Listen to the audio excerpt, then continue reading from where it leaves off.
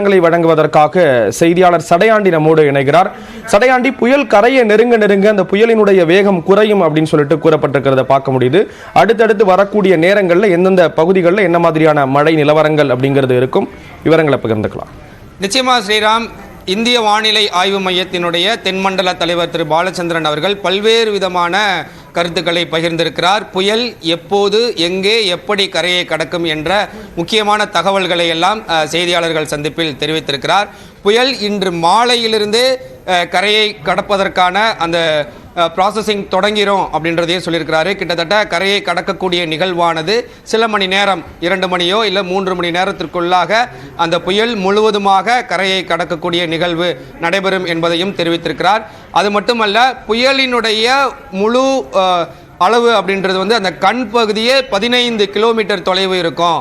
கிட்டத்தட்ட ஒட்டுமொத்த புயலினுடைய அளவு 50லிருந்து 60 கிலோமீட்டருக்கு மேல் இருக்கும். அதன் காரணமாக அது முழுவதுமாக கரையை கடக்கக்கூடிய நிகழ்வு சில மணி நேரம் எடுத்துக்கொள்ளும் அப்படின்றதையும் தெரிவிச்சிருக்கிறாரு.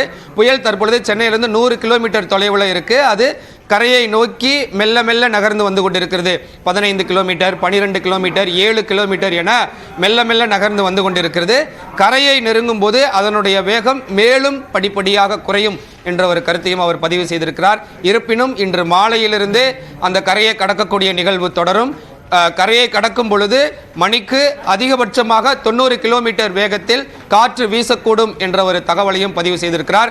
கரையை கடக்கக்கூடிய இடமானது காரைக்காலிலிருந்து மகாபலிபுரம் வரைக்கும் அந்த புயல் கரையை கடக்கும். புதுச்சேரிக்கு மிக அருகிலும் அந்த புயல் கரையை கடக்கக்கூடிய நிகழ்வு அரங்கேறும் அப்படின்றதையும் பாலச்சந்திரன் அவர்கள் தெரிவித்திருக்கிறார். ஸ்ரீராம், கண்டிப்பா சடையாண்டி, அடுத்து வரக்கூடிய 2 நாட்களுக்கு மீனவர்கள் மீன்பிடிக்க செல்ல வேண்டாம் அப்படிங்கிற அறிவுறுத்தல்களும் வழங்கப்பட்டிருக்கிறத பார்க்க முடியுது. அதே போன்று உள் மாவட்டங்களை பொறுத்தளவில் எந்தெந்த பகுதிகளில் மழைக்கான வாய்ப்புகள் அப்படி இருக்குங்கிறது தொடர்பான விவரங்களையும் வழங்கினதை பார்த்தோம். விவரங்களை கொடுத்தீங்க, நன்றி சடையாண்டி.